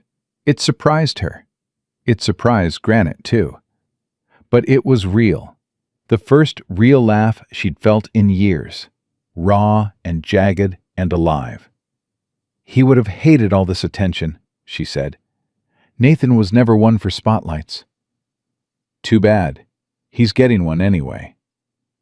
On the third day, outside Amarillo, the Washington Post called. A journalist named Catherine Langford. She'd gotten the story from a source inside the Army's Criminal Investigation Division and wanted an exclusive. Dorothy agreed without hesitation. Are you sure? Granite asked after she hung up. Nathan spent his life protecting people in the shadows. It's time the world saw him in the light. The article went live the morning they crossed back into Oklahoma. Military cover-up exposed. Soldier's death was murder. Mother's 18-year fight for justice. Nathan's Army portrait ran alongside a photograph of Dorothy. 69 years old, blonde hair whipping in the Oklahoma wind, standing in front of her half-built house with 500 Hells Angels behind her. The internet caught fire. Every news channel picked it up, every podcast, every radio show. Nathan Calloway became a household name overnight. The soldier who uncovered corruption. The son who protected his mother even from the grave.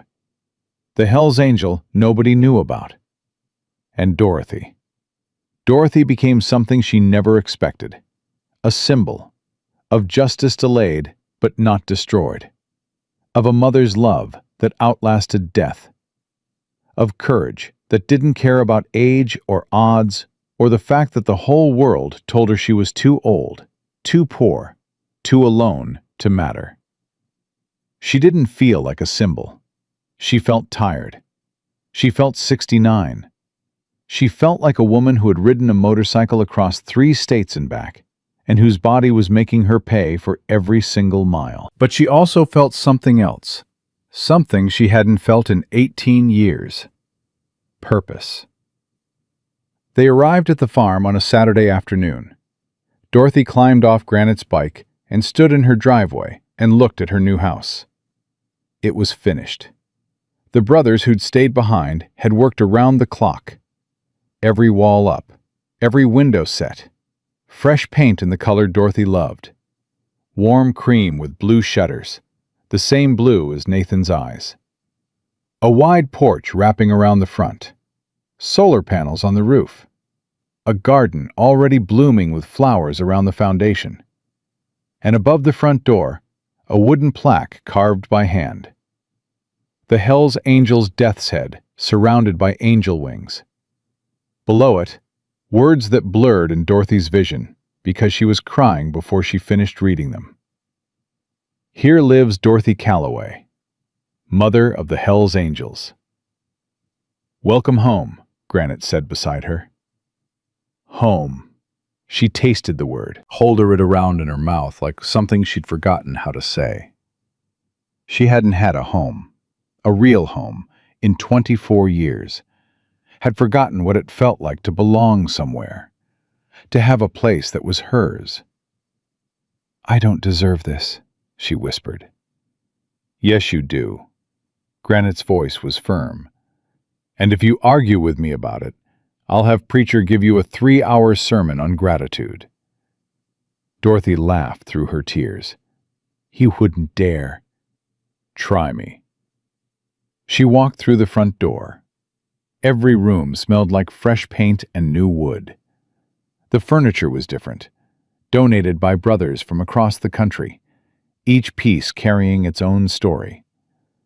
A kitchen table from the Texas chapter, a couch from Arizona, bookshelves from Tennessee, a rocking chair from the Oklahoma brothers, hand-built, with Mom carved into the headrest. She sat in that rocking chair and cried until she had nothing left. That evening, 512 bikers gathered in the field behind the house. Dorothy didn't know how they'd all gotten here. She hadn't seen them arrive. But there they were, every brother from every chapter that had come for the build, plus dozens more who'd ridden in from states she couldn't even count. They stood in rows, torches casting warm light across their faces. Granite stepped onto a small platform. Dorothy stood beside him, still clutching the leather patch he'd given her that morning. The death's head with a golden border. One word beneath it. Mother. Brothers, Granite's voice carried across 500 faces. We're here tonight to do something that's never been done in the history of this club. Silence fell. Total. Complete. 500 men holding their breath. 23 years ago, a man named Nathan Calloway joined our family. Road name, Shield. He was 20 years old, scared, in trouble, and running out of options. We gave him a chance. He gave us everything. Murmurs of agreement rolled through the crowd like distant thunder. Nathan was brave, loyal, the kind of man who'd ride through hell for a brother and never mention it afterward. He saved lives in this club. He saved lives in the army. And before he shipped out for the last time, he made us swear a promise. Granite's voice hardened. Dorothy felt it in her chest.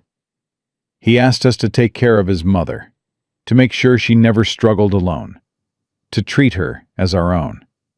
He paused, let the silence build. We broke that promise. For 18 years, Dorothy Calloway lost everything. Her husband, her son, her home. And we weren't there. We didn't know. But that's not an excuse. That's a failure. Heads bowed across the crowd. Dorothy saw men wiping their eyes, saw shoulders shake, saw guilt written on faces she'd never met. Then a tornado brought 112 of our brothers to Dorothy's door. And this woman, 69 years old, alone, with nothing left to her name, didn't lock her door, didn't hide. She ran into the storm and saved every last one of them. Granite turned to face Dorothy. His voice dropped, but somehow it carried farther than ever. She didn't know about Nathan's promise. She didn't know about the club. She didn't expect a damn thing in return. She just saw people in danger and decided to help. Because that's who Dorothy Calloway is. That's who she's always been. He took the patch from her hands and held it up so every person in that field could see it. The golden border caught the torchlight. Tonight we keep our promise. Tonight we give this woman something that has never been given to an outsider in the history of the Hells Angels. He turned back to Dorothy. From this day forward, you are not an outsider. You're not just Nathan's mother. You are our mother. Every brother, every chapter, every state.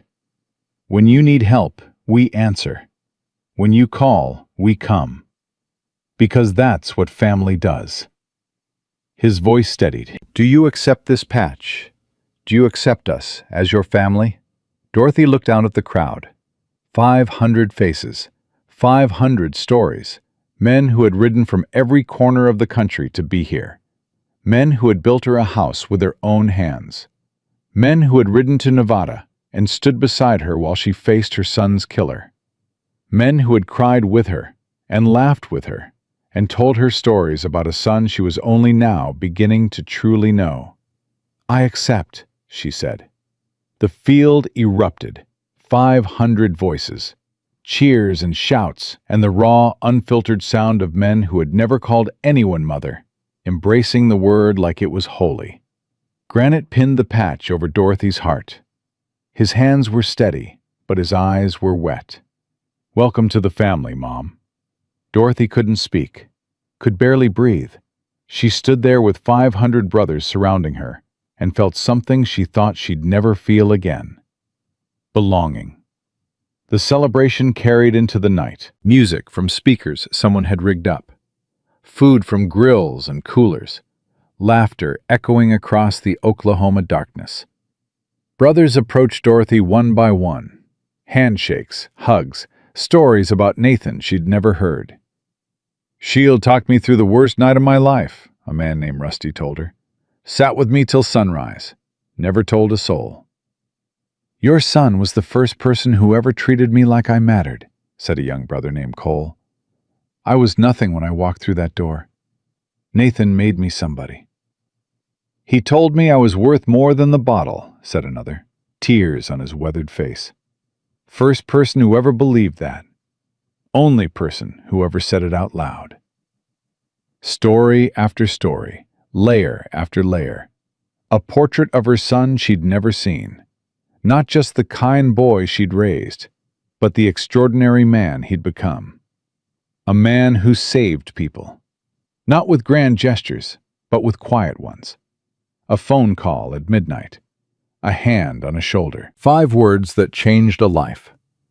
You're worth more than this. Around 11, Dorothy slipped away. She walked to the memorial garden beside her house. 112 rose bushes, one for each biker she'd saved from the tornado. And in the center, a stone marker. She knelt beside it and traced the carved letters with her finger. Nathan Shield Calloway. A son, a soldier, a brother, forever remembered. "Hi, baby," she whispered. She told him everything. The trip to Nevada, Webb on his knees, the confession, the arrest, the Silver Star, the article, the 500 brothers standing in her field right now, celebrating in his name. "They kept their promise, Nathan. 18 years late, but they kept it. I'm not alone anymore." She pressed her palm flat against the stone, cold and solid and permanent. "I got justice for you. The man who killed you is going to prison. Your name is cleared. The whole world knows what you did, what you sacrificed." Her voice broke, but she kept going. "I understand now why you joined the club, why you kept it secret. You found something real with these men, something worth protecting. I just wish you'd trusted me enough to tell me." She smiled through tears. "But I forgive you. Of course I forgive you. You're my son. Nothing changes that. Nothing ever could." She kissed her fingers and pressed them to the stone. "Rest now, baby. You earned it. I've got 500 brothers looking out for me. Guess you knew what you were doing after all." The wind stirred, warm, gentle, like a breath on her cheek, like a hand brushing her hair back the way Nathan used to when he was small. Dorothy closed her eyes and let it hold her. Granite found her there at dawn. She was still kneeling by the stone, still smiling. "Long night," he said. "Long 18 years." He helped her to her feet. Her knees ached. Her back screamed. She was 69 years old, and she felt every single year. And she wouldn't trade a single one of them. "What do you want to do now?" Granite asked. Dorothy thought about it. Really thought. For 18 years, she had survived. Existed. Counted the days. Waited for death to come and reunite her with the people she'd lost. She had been a ghost haunting her own life. Not anymore. "I want to help people," she said. "The way you helped me. The way Nathan spent his whole life helping others. Veterans who came home broken. Families who lost someone and never got the truth. People sitting alone in empty houses, counting the days, not knowing there's a family out there waiting for them." Granite was quiet for a moment. "We could set up a foundation. Use the club's resources. Reach the people nobody else is reaching. The Nathan Calloway Foundation." He'd hate the name. "I know," Dorothy grinned. "That's half the reason I'm choosing it." Granite laughed. A real laugh, full and deep. The first one she'd ever heard from him. You really are his mother." "Damn right I am." They stood together, watching the sun come up, gold spreading across the Oklahoma fields, the rose garden catching the first light, the new house solid and strong behind them. "Granite. Yeah. Thank you. For finding me. For telling me the truth. For riding to Nevada. For building this house. For giving me a reason to keep going." He put his arm around her shoulders. "Thank you for opening that cellar door. For trusting 100 strangers with your life. For being exactly who you are." Dorothy leaned into him. "I spent 24 years thinking I lost everything. Turns out, everything I needed was waiting for me. I just had to open the door." Later that morning, the bikers packed up. Most would head home, back to their chapters, their lives, their corners of the country. But they'd be back.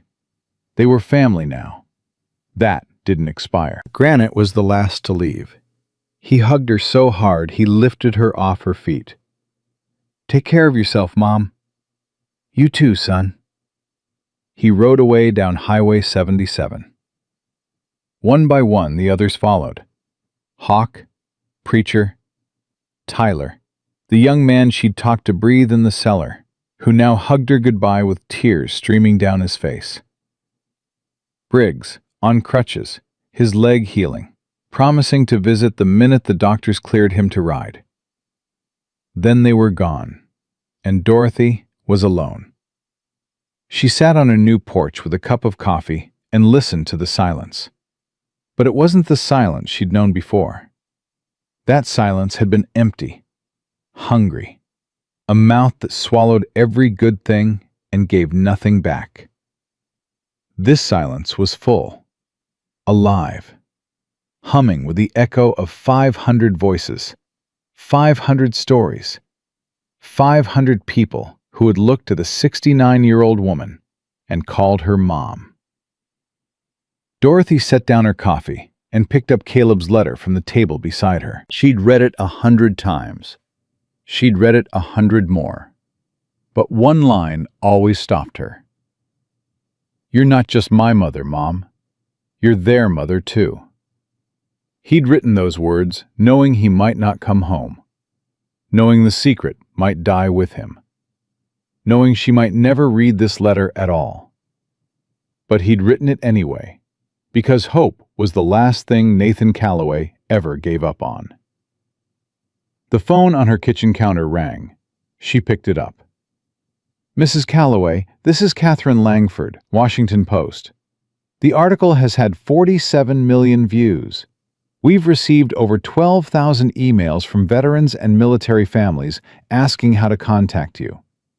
They want to share their stories. They want help finding the truth about their loved ones." Dorothy looked out the window at the rose garden, at Nathan's stone, at the Oklahoma sky, blue today, clear, not a trace of green anywhere. "Give them my number," she said. "Every last one of them." She hung up, picked up her coffee, took a sip. 12,000 families, 12,000 people sitting in empty houses, counting the days, carrying questions nobody would answer. 12,000 Dorothys waiting for someone to tell them the truth. She had been one of them. For 18 years, she had been one of them. And now she was going to make sure not a single one of them waited alone.